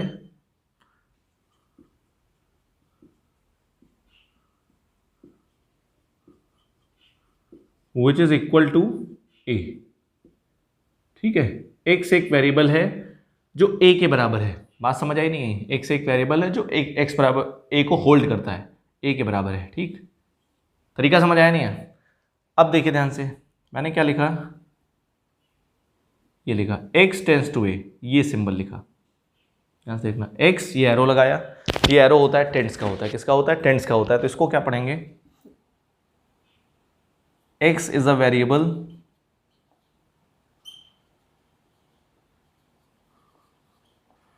x एक वेरिएबल है, अप्रोचेस टू ए लिख सकते हो या टेंड्स टू ए लिख सकते हो, दोनों बातें सेम है, ये बात लिख लीजिए कहीं, अप्रोचेस टू, अप्रोच करना, अप्रोचेस टू या टेंस टू, टेंस टू, दोनों बातें सेम है। इसको हिंदी में क्या बोलते हैं, अग्रसर है। ये दोनों बातें सेम है, सब सेम है। तो इसको क्या रीड करेंगे, x is a variable approaches to a, approaches to a, x एक वेरिएबल है जो a की तरफ अप्रोच कर रहा है, ठीक है, but not equal to a, but not equal to a। नहीं समझे आप? ये जो लिखा है मैंने, इसका क्या अर्थ है, इसका मतलब है x a की तरफ अप्रोच कर रहा है लेकिन a के बराबर नहीं है। बहुत इजी है ये, अगर कभी भी लिखा है तो इसका मतलब ये है x 2 की तरफ अप्रोच कर रहा है, x 3 की तरफ अप्रोच कर रहा है लेकिन उसके बराबर नहीं है। कभी भी अगर आपके पास ये लिखा है तो जैसे एग्जाम्पल के तौर पर मैं ले सकता हूँ, एक एग्जाम्पल मैं लेता हूँ, जैसे मैंने लिख दिया x टेंस टू 2, तो इसका मतलब ये होगा कि x कभी भी 2 के बराबर नहीं हो सकता। ये 2 की तरफ मूव कर रहा है। अब 2 की तरफ किधर से मूव कर रहा है, लेफ्ट की तरफ से मूव कर रहा है कि राइट की तरफ से, वो तो सिचुएशन अलग होगी, ठीक। अब देखिए मैं आगे बात करता हूं। अब देखिए ध्यान से, अगर कभी भी x ये लिखा हो आपके पास x टेंड्स टू a, ठीक, तो अगर x a की तरफ टेंड कर रहा है तो हमारे पास दो रास्ते होते हैं। हमारे पास कितने रास्ते होते हैं? दो रास्ते होते हैं। या तो आप वो लेफ्ट की तरफ से मूव करेगा या राइट की तरफ से मूव करेगा, इसके अलावा हमारे पास कोई रास्ता नहीं। आप या डाउन, ऐसा कोई रास्ता हमारे पास नहीं है। तरीका समझ आया नहीं है? तो अगर कोई पॉइंट किसी पॉइंट की तरफ टेंड कर रहा है, जैसे मान लो x 2 की तरफ टेंड कर रहा है, तो या तो वो लेफ्ट की तरफ से टेंड करेगा या राइट की तरफ से। हमें अगर 2 की तरफ आना है तो या तो हम लेफ्ट की तरफ से आएंगे या राइट की तरफ से आएंगे। तो सिंपल सी बात है कि अगर कभी भी ये लिखा है x टेंड्स टू a, तो इसका अर्थ क्या होगा? इसका अर्थ होगा कि या तो x क्या आ रहा है लेफ्ट की तरफ से आ रहा है, तो क्या लगाते हैं हम? x टेंड्स टू a लिखते हैं और यहां क्या लगाते हैं? a के ऊपर क्या लगाते हैं? माइनस लगाते हैं। इसको बोलते हैं सुपर स्क्रिप्ट, a के ऊपर माइनस लगाते हैं। इसका क्या मतलब होता है? इसका मतलब यह है कि x a की तरफ मूव कर रहा है, लेकिन किधर से? लेफ्ट की तरफ से। a माइनस का मतलब क्या होगा? a से छोटा, मतलब a से छोटे की तरफ से मूव कर रहा है, ठीक। इसको ऐसे भी लिखते हैं या हम कैसे लिखते हैं? x tends to a minus zero. a minus zero का मतलब क्या होगा? ये नोटेशन है, इसका मतलब होगा x लेफ्ट की तरफ से a की तरफ मूव कर रहा है। तरीका समझ आया नहीं है? अब देखिए x tends to a plus लिखा है, या इसका एक और अर्थ होता है x tends to a plus zero. तो इसका मतलब क्या है कि x a की तरफ मूव कर रहा है, लेकिन किधर से? राइट की तरफ से, क्योंकि हमारे पास दो ही रास्ते हैं। अगर जैसे मान लो कोई पॉइंट हमारे पास है, यहाँ पे कोई पॉइंट अगर हमारे पास a है, तो ये आप किधर से आ सकते हो? या तो आप लेफ्ट की तरफ से मूव करोगे, या आप इधर से मूव करोगे, या किधर से मूव करोगे? आप राइट की तरफ से मूव करोगे। इस पॉइंट ए की तरफ इधर से मूव नहीं कर सकते आप, क्यों? क्योंकि इधर कोई लाइन है ही नहीं, कोई ग्राफ है ही नहीं। तो आप कभी ग्राफ वाला रास्ता नहीं छोड़ोगे, आप एक्स एक्सिस को नहीं छोड़ोगे। तरीका समझ आया नहीं है? आप बेसिकली ग्राफ से ही आ सकते हो, इधर से नहीं आ सकते हो, क्योंकि इधर कोई लाइन है, कोई ग्राफ नहीं है इस पॉइंट तक पहुंचने के लिए। तो या तो आप लेफ्ट की तरफ से आ सकते हो या राइट की तरफ से आ सकते हो। तो इसलिए हमारे पास दो ही रास्ते होते हैं, इसीलिए हम दो ही लिमिट की बात करते हैं। इसीलिए हम लेफ्ट हैंड लिमिट की बात करते हैं और राइट हैंड लिमिट की बात करते हैं। जब उस पॉइंट की तरफ लेफ्ट से आते हैं तो लेफ्ट हैंड लिमिट, उस पॉइंट की तरफ राइट से आते हैं तो राइट हैंड लिमिट। तो हम दो ही बात करते हैं। तो कभी भी अगर ये लिखा तो इसका एक अलग मतलब होता है, ये लिखा इसका एक अलग मतलब होता है। तो वन बाय वन डिस्कस करेंगे। थर्ड देखिए, थर्ड अगर कभी भी आपके पास ये लिखा हो x tends to a minus, या क्या लिखा हो x tends to a minus zero, तो इसको क्या रीड करेंगे? इसको रीड करेंगे x is a variable, x, इसको बॉक्स में बंद कर लीजिए, बहुत अच्छे से नोट्स बनाइए, बहुत दमदार नोट्स हैं। x इज अ वेरिएबल, ठीक,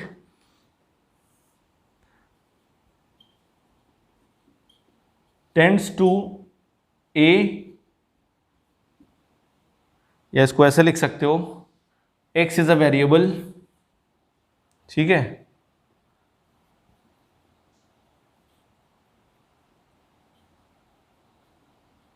स्लाइटली,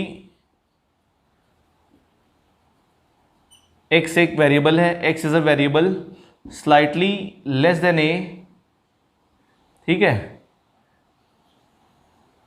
एंड x एक वेरिएबल है जो a से क्या है? थोड़ा सा छोटा। स्लाइटली का मतलब थोड़ा सा। x is a variable slightly less than a and tends to a from left hand side, from left hand side. ऐसी कोई इसमें बहुत डिफिकल्ट लैंग्वेज नहीं लिखी कि हिंदी मीडियम का स्टूडेंट ना समझ सके। हमने क्या बोला? x एक वेरिएबल है जो a से थोड़ा सा छोटा है, लेकिन वो a की तरफ मूव कर रहा है। किधर से? लेफ्ट हैंड साइड की तरफ से। अगर कभी ये लिखा है तो x क्या है? एक वेरिएबल है जो a से थोड़ा सा छोटा है और वो a की तरफ मूव कर रहा है। किधर से? लेफ्ट हैंड साइड की तरफ से, ठीक। ये बात समझिएगा। तरीका समझ आया नहीं? एग्जाम्पल आपके पास क्या क्या हो सकते हैं? जैसे मान लो कभी भी ये लिखा हो सकता है x टेंड्स टू 2 माइनस, या क्या हो सकता है x tends to pi by 2 minus, इस टाइप से लिखा होगा, ठीक। अब देखिए हम बात कर रहे हैं, अब हम बात करेंगे fourth, x tends to a plus या x tends to a plus zero, दोनों बातें सेम है। तो इसको कैसे रीड करेंगे? इसका क्या अर्थ होगा मैं बता भी चुका हूं, मैं लिख रहा हूं x is a variable, x एक वेरिएबल है, x is a variable slightly greater then a। भाई जब a से ग्रेटर होगा तभी तो मूव करेगा a की तरफ राइट से, slightly greater than a, x एक वेरिएबल है जो ए से स्लाइटली बड़ा है, x is a variable slightly greater than a, ठीक है, and tends to a from right hand side, from right hand side. वो क्या कर रहा है, ए से थोड़ा सा बड़ा है और किधर मूव कर रहा है, ए की तरफ मूव कर रहा है, किधर से, राइट हैंड साइड की तरफ से। एग्जाम्पल जैसे देख लीजिए आप, कभी कभी क्या लिखा हो सकता है, जैसे ये लिखा हो सकता है एक्स टेंस टू 2 प्लस, या क्या लिखा हो सकता है एक्स टेंस टू 0 प्लस, इस टाइप से लिखा हो सकता है, ठीक है। तो अगर ये टर्म्स आते हैं तो कोई दिक्कत नहीं होनी चाहिए आपको, ठीक है। अब देखिए जैसे ये हमारे पास लिखा है, तो ये अक्सर लिमिट की जब बात होगी तो लिमिट में ये सब टर्म्स बहुत कॉमन है, ये बार बार आएंगे आपके पास, हर बार आप देखोगे, तो इसलिए आपको ये पता होना चाहिए। जैसे ये लिखा है एक्स टेंस टू ए, तो इसका मतलब एक्स टेंस टू ए का मतलब क्या है, हम एक्स ए की तरफ टेंड कर रहे हैं, लेकिन किधर से, दो रास्ते हैं, या तो लेफ्ट की तरफ से, राइट की तरफ से, तो ये चीज़ें आपको पता होनी चाहिए, ठीक है। मैं इसे इरेज करता हूँ। अब देखिए आगे देखिए, एक चीज़ और आपको मैं बताता हूँ, कभी भी देखिए अगर आपके पास ये लिखा है, ये बात समझिए, कभी भी अगर ये लिखा है एक्स टेंस टू ए, ये बात समझिएगा, अगर कभी भी आपके पास ये लिखा है एक्स टेंस टू ए, तो इसके अंदर दो बातें छुपी हुई हैं। कितनी बातें, दो बातें छुपी हैं। कौन कौन सी, एक्स ए की तरफ टेंड कर रहा है, तो सिंपल सी बात है, पहला सवाल किधर से, एक्स ए की तरफ टेंड कर रहा है, तो इट मीन्स क्या, आपको पता है एक्स अगर ए की तरफ टेंड कर रहा है तो दो ही रास्ते हैं, या तो लेफ्ट की तरफ से टेंड करेगा या राइट की तरफ से टेंड करेगा। अगर कभी भी ये साइन लगा है तो आपको पता, आपको इन दो बातों पर जरूर गौर करना है। एक्स अगर ए की तरफ टेंड कर रहा है तो या तो वो लेफ्ट से टेंड करेगा या वो राइट से टेंड करेगा, तो ये दोनों बातें, ये लेफ्ट है और ये क्या है, राइट है। इतनी बात समझ आई नहीं आई, ये आपको पता होना चाहिए। अगर ये सिंबल आया है तो ये चीज़ आपको पता होनी चाहिए, अगर पता नहीं है तो अब पता हो जानी चाहिए, ठीक है।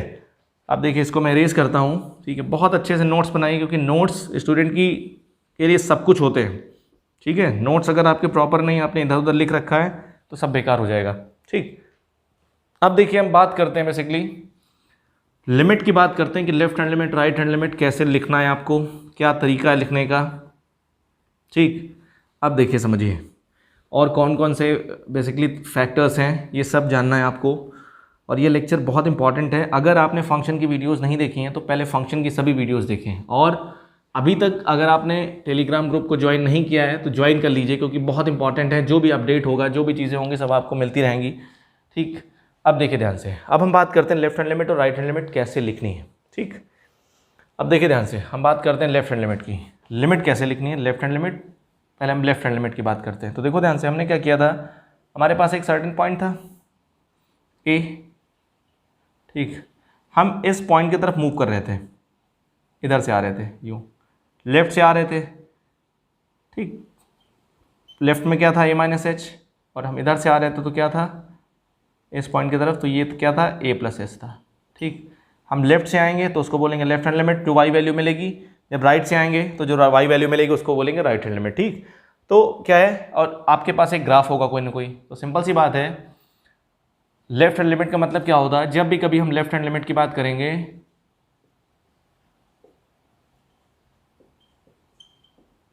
लेफ्ट हैंड लिमिट की बात करेंगे, इसको शॉर्ट फॉर्म में बोलते हैं एलएचएल, ठीक। कैसे लिखते हैं, एलएचएल का मतलब होगा, फर्स्ट फंक्शन है, एफ एक्स है, देखो, ठीक। तो एफ एक्स की स्टडी, या बोल सकते हो वाई वैल्यू की स्टडी, इस फंक्शन की स्टडी हम कब कर रहे हैं, इस फंक्शन का बिहेवियर हम कब चेक कर रहे हैं, जब हम क्या कर रहे हैं, हम लेफ्ट की तरफ से आ रहे हैं। क्या लिखेंगे यहाँ पे, limit x tends to a minus, ठीक है। क्या लिखेंगे, इस फंक्शन का बिहेवियर हम कब चेक कर रहे हैं, इस फंक्शन का बिहेवियर हम तब चेक कर रहे हैं जब हम क्या लिख रहे हैं, limit x tends to a minus. मतलब हम क्या कर रहे हैं, हम जब लेफ्ट से आ रहे हैं ए की तरफ, तो इस फंक्शन का बिहेवियर क्या है, उसको बोलते हैं लेफ्ट हैंड लिमिट। तो लेफ्ट हैंड लिमिट कैसे लिखी जाती है, limit x tends to a minus f x, ऐसे लिखी जाती है, ठीक। फिर उसके बाद आपको क्या करना है, ये लिखा, ये लेफ्ट हैंड लिमिट है, क्योंकि आप क्या कर रहे हो, लेफ्ट की तरफ से आ रहे हो, लेफ्ट की तरफ से आ रहे हो ना, तभी तो देखोगे इस फंक्शन का बिहेवियर क्या, फंक्शन की वैल्यू क्या चेंज हो रही है, किस हिसाब से चेंज हो रही है। तो फिर उसके बाद आप क्या करोगे, ये लिखोगे। फिर उसके बाद आपको क्या करना है, limit h tends to zero कर देना। क्या करना है, क्योंकि आपको पता है भाई ये एच जो क्वांटिटी है जीरो की तरफ टेंड करती है, एच टेंस टू जीरो, जब h 0 की तरफ टेंड होगा और h टेंड्स टू 0 हो जाएगा तो इसकी जगह क्या लिख देना है, a माइनस एच। इतनी बात समझ आई नहीं आई, तरीका समझ आया नहीं है।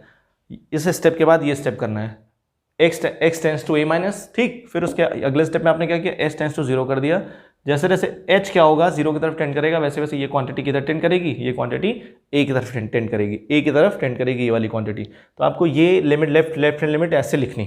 तरीका समझ आया नहीं है? लेफ्ट हैंड लिमिट लिखने का ये तरीका है, x tends to a minus, फिर उसके बाद h टेंड्स टू 0 कर देना और x की जगह क्या लिख देना है, a माइनस एच लिख देना है। ठीक है, देखो a माइनस एच लिखते नहीं लिखते हम लेफ्ट में, तो इसलिए ये लिख देना है। ये लेफ्ट हैंड लिमिट हो जाएगी। राइट हैंड लिमिट कैसे लिखना है, right hand limit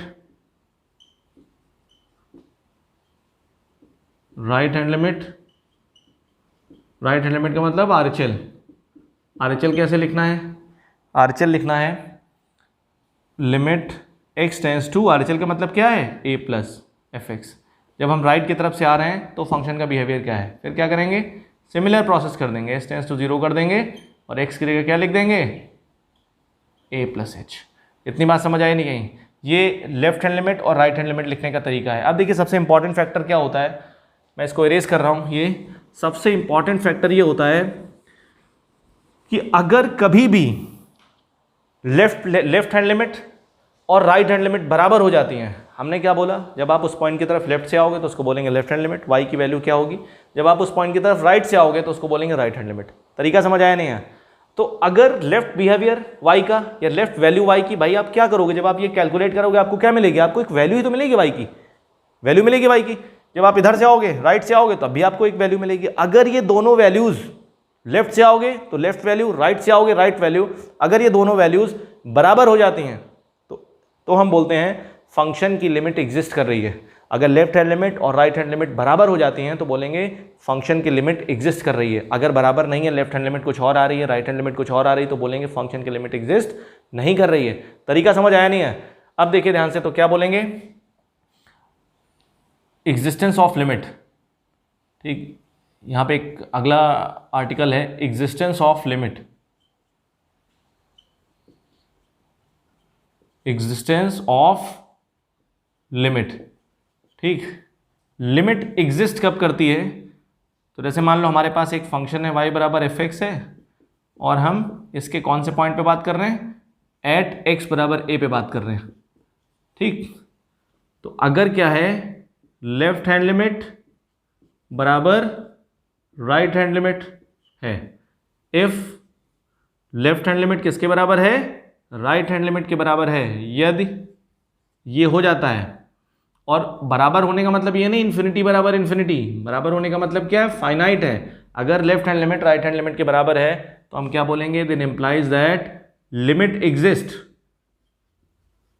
limit exist, otherwise not, अन्यथा नहीं एग्जिस्ट करेगी। अगर कुछ और होता है, अदरवाइज नॉट, मतलब लेफ्ट हैंड लिमिट अगर राइट हैंड लिमिट के बराबर है और फाइनाइट होना चाहिए, ऐसा नहीं होना चाहिए कि इन्फिनिटी बराबर इन्फिनिटी, लेफ्ट हैंड लिमिट की वैल्यू इन्फिनिटी आ गई, राइट हैंड लिमिट की वैल्यू इन्फिनिटी आ गई, तो हमने कह दिया इन्फिनिटी बराबर इन्फिनिटी है तो लिमिट एग्जिस्ट कर रही है। फाइनाइट वैल्यू होनी चाहिए, जैसे 2 बराबर 2, 3 बराबर 3, इस टाइप की हम बात करेंगे। तो अगर ऐसा होता है, left hand limit right hand limit के बराबर होती तो फंक्शन की लिमिट एग्जिस्ट करेगी, अगर बराबर नहीं होती तो लिमिट एग्जिस्ट नहीं करेगी। बात समझ आ रही नहीं आ रही है? अब देखिए कुछ आपको तरीका हम सिखाते हैं। ठीक है, एक लिमिट एग्जिस्टेंस की बात करते हैं। जैसे मान लो एक क्वेश्चन हमने लिया, एक एग्जांपल डिस्कस करते हैं। ये हमने एक एग्जांपल लिया, हमने लिया लिमिट x टेंड्स टू 0 और यहाँ लिख दिया मैंने मॉड x बाई एक्स। ठीक, ये लिखा मैंने, ठीक, ये मैंने लिखा। ये बात याद रखिएगा, कभी भी अगर आपको डाउट हो, कभी भी इस टाइप से लिखा हो तो आपको जरूर left hand limit right hand limit की बात करनी है। बहुत सारे लोग क्या करते हैं, left hand limit right hand limit की बात नहीं करेंगे, डायरेक्टली फंक्शन में वैल्यू रख देंगे, और वैल्यू रखने से क्या हो जाता है, सब गड़बड़ हो जाता है। ठीक है, तरीका समझ आया नहीं है? तो कहने का मतलब ये है कि जैसे ये हमारे पास लिखा है तो आपको पता होना चाहिए कि क्या कैसे तरीका होता है। ठीक है, अब देखिए जैसे ये कभी भी लिखा है अगर इस टाइप से, तो ये आपको वैल्यू नहीं रखनी है, आपको कैसे चेक करना है, x a की तरफ टेंड कर रहा है, x 0 की तरफ टेंड कर रहा है, तो x 0 की तरफ टेंड कर रहा है तो दो रास्ते ना हमारे पास, लेफ्ट वाला रास्ता, राइट वाला रास्ता। मतलब लेफ्ट से हम एक बार मूव करेंगे, राइट से मूव करेंगे। तो अगर ये लिखा है कभी भी और ये मॉड है, सिग्नम फंक्शन है, ग्रेटेस्ट इंटीजर फंक्शन है, लॉग वाले फंक्शन है, अगर ये सब क्वेश्चन में आ जाते हैं तो थोड़ा सा अवेयर रहना चाहिए। जहाँ पे आपको डाउट हो तो वहाँ पे जरूर एक बार एग्जिस्टेंस ऑफ लिमिट की बात करनी, क्योंकि लिमिट जब एग्जिस्ट करेगी तभी वैल्यू आएगी, लिमिट एग्जिस्ट नहीं करेगी तो उसकी वैल्यू नहीं आएगी। आपने वैल्यू निकाल के रख दी और लिमिट एग्जिस्ट नहीं कर रही थी। तो मैंने आपको अक्सर सिखाया है कि अगर कभी भी कोई क्वेश्चन किसी एग्जाम में आता है, एनडीए में आता है, जेईई मेंस में आता है, कहीं भी क्वेश्चन आता है या बोर्ड में आता है, ऑब्जेक्टिव टाइप की हम बात कर रहे हैं, अगर क्वेश्चन आता है तो उसमें 4 ऑप्शन में से अगर डज नॉट एग्जिस्ट ऑप्शन है, लिमिट का जो ऑप्शन है उसमें डज नॉट एग्जिस्ट ऑप्शन है एक, तो आपको जरूर एग्जिस्टेंस ऑफ लिमिट की बात कर लेनी चाहिए। जरूर आपको left hand limit, right hand limit की बात कर लेनी चाहिए। हो सकता लिमिट एग्जिस्ट ही ना कर रही हो और आपने वैल्यू निकाल के रख दी, तो इसलिए आपका गलत हो जाएगा। तो इसलिए कभी भी आपको अगर डाउट हो तो आपको जरूर एक बार करना है। तो हम एग्जिस्टेंस ऑफ लिमिट की बात कर रहे हैं। यहाँ पे मैंने आपको पहले ही बता दिया है कि लिमिट चेक करो। तो हम यहाँ पे देखो क्वेश्चन है, हम लेफ्ट हैंड लिमिट की बात करेंगे। हमें 0 की तरफ टेंड करना है, तो 0 की तरफ हम 2 की तरफ से टेंड कर सकते हैं, लेफ्ट हैंड लिमिट और राइट हैंड लिमिट। तो हम देखिए पहला हम बात करेंगे एलएचएल की बात करेंगे, किसकी बात करेंगे, लेफ्ट हैंड लिमिट की बात करेंगे। जब हम एलएचएल की बात करेंगे तो एलएचएल का मतलब कितना होगा, एलएचएल का मतलब होगा limit x tends to 0 minus, और यहाँ क्या है मॉड x बाई x। तो इसको 2 तरीके से कर सकते हैं। ये वाला स्टेप हम ना लगा के भी यहीं से भी सॉल्व कर सकते हैं, ये स्टेप कोई ज़रूरी नहीं आप लगाओ, इस स्टेप को बिना लगाए हम सॉल्व कर सकते हैं, ठीक है। तो देखो ध्यान से, मैं दोनों तरीका बताऊंगा आपको। तो अब देखो यहाँ से, इसीलिए मैंने आपको फंक्शन पढ़ाया था कि उसमें जो डिफरेंट काइंड के फंक्शन है, मॉडुलस फंक्शन, सिग्नम फंक्शन, ये आपको आने चाहिए। अगर नहीं आते तो पहले वो वीडियोस देख लीजिए जो फंक्शन वाली है, ठीक है। अब देखिए ध्यान से, तो जैसे ये लिखा हमारे पास, तो देखो x tends to 0 minus, 0 minus का मतलब क्या, x जो है जो x 0 की तरफ टेंड कर रहा है लेकिन 0 से थोड़ा सा छोटा है। यहाँ पे x की वैल्यू क्या है, 0 से छोटी है। x की वैल्यू क्या है, 0 माइनस का मतलब क्या है, 0 से छोटी है। x की वैल्यू 0 से छोटी है तो आपको पता होना चाहिए जब x की वैल्यू 0 से छोटी होगी तो मॉड x क्या होगा, माइनस x होगा। x की वैल्यू अगर 0 से छोटी होगी तो ये जो मॉड x होगा ना, x की वैल्यू अगर 0 से छोटी होगी तो मॉड x की वैल्यू क्या आएगी, ये जो मॉड x है हमारे पास, इसकी वैल्यू क्या आएगी, मैंने आपको बताया था माइनस एक्स आ जाएगी। तो आपको पता है x अपॉन माइनस एक्स मतलब माइनस एक्स अपॉन एक्स कितना आ जाएगा, -1। तरीका समझ आया नहीं है, एक तरीका ये है, ये तरीका देख लीजिए, इसको मैं रेस कर रहा हूँ, ठीक है। ये मैं डायरेक्टली बता रहा हूँ आपको, ठीक है, इसमें कोई a माइनस एच वाला फंडा नहीं लगा रहा मैं। अभी इसके बाद इस क्वेश्चन को उससे भी करता हूँ मैं, ठीक। अब मैं RHL की बात कर रहा हूँ। सेकेंड, मैंने राइट हैंड लिमिट की बात की। राइट हैंड लिमिट की जब बात की मैंने, तो सिंपल सा फंडा क्या है, जब राइट हैंड लिमिट की बात की तो क्या किया मैंने, limit x tends to 0 plus fx हमारे पास ये। अब देखो x की वैल्यू क्या है, 0 से बड़ी है, x की वैल्यू 0 से बड़ी है, स्लाइटली बड़ी है। x की वैल्यू जब 0 से बड़ी होती है तो मॉड x क्या होता है, मॉड x हो जाता है।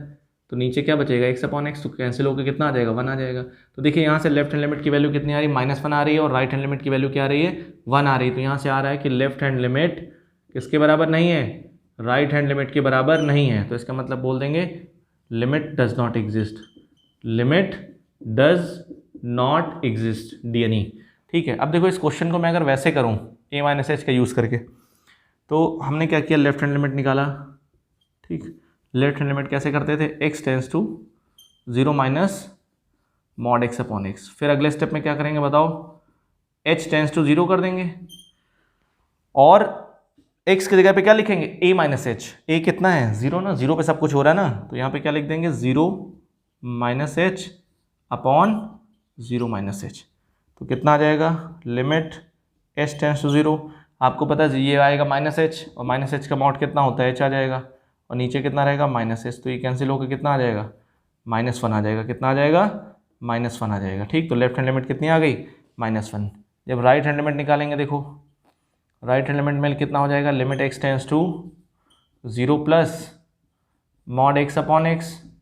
तो यहाँ कितना आ जाएगा, लिमिट h टेंस टू 0 कितना कर देंगे हम, s टेंस टू 0 कर देंगे, लिमिट s टेंस टू 0 कर देंगे, और यहाँ पे कितना हो जाएगा, mod 0 plus h, a plus h होता है ना, 0 प्लस h। तो जब इसको आप सॉल्व करेंगे तो ये h बाई h आ जाएगा, तो ये कैंसिल होकर कितना आ जाएगा, 1।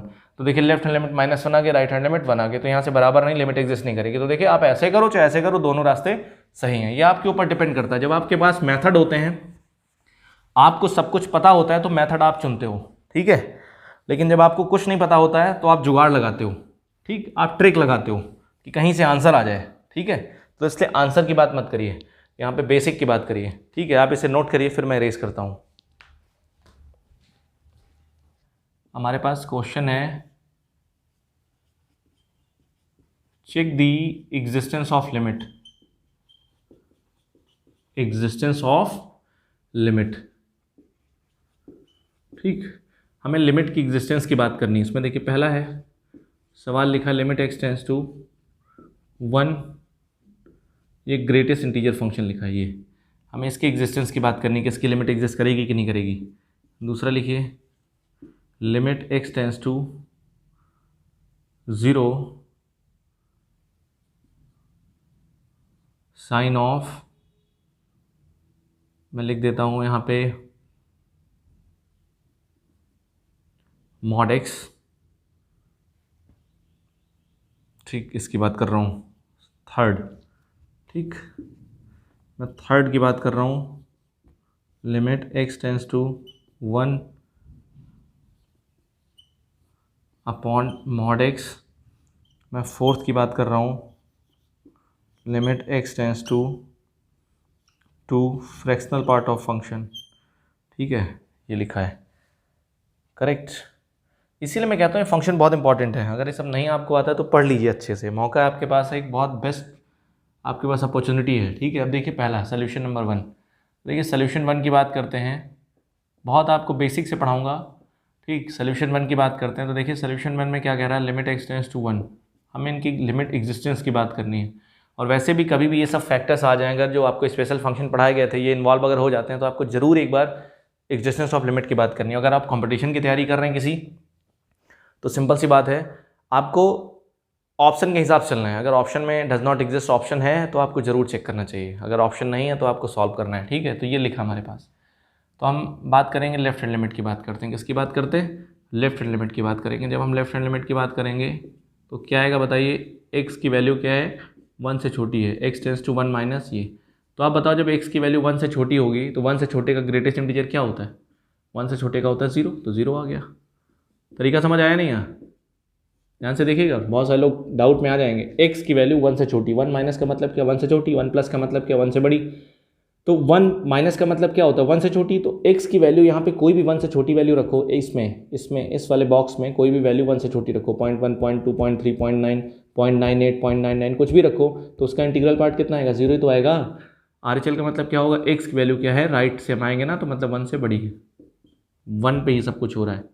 तो x की वैल्यू 1 से बड़ी, इसमें देखो 1 से कोई बड़ी वैल्यू रखो, कितना आएगा, 1 आएगा। तो इसका मतलब क्या है, यहाँ पे लेफ्ट हैंड लिमिट किसके बराबर नहीं है, राइट हैंड लिमिट की बराबर नहीं है। मतलब ये जो लेफ्ट वैल्यू आ रही है y की वो 0 आ रही है, और राइट वैल्यू आ रही है वो 1 आ रही है, तो बराबर नहीं है। तो क्या है, limit does not exist, does not exist. अब देखिए solution number 2, solution number 2, solution 2 देखिए, हम 2 की जब बात करेंगे तो क्या लिखा हमारे पास, limit x tends to 0 sine of mod x. और वैसे आपको ग्राफ अगर इसका आता है तो आप देख ही सकते हो, सब धीरे धीरे सब कुछ बताएंगे आपको, एकदम से कुछ भी नहीं होने वाला।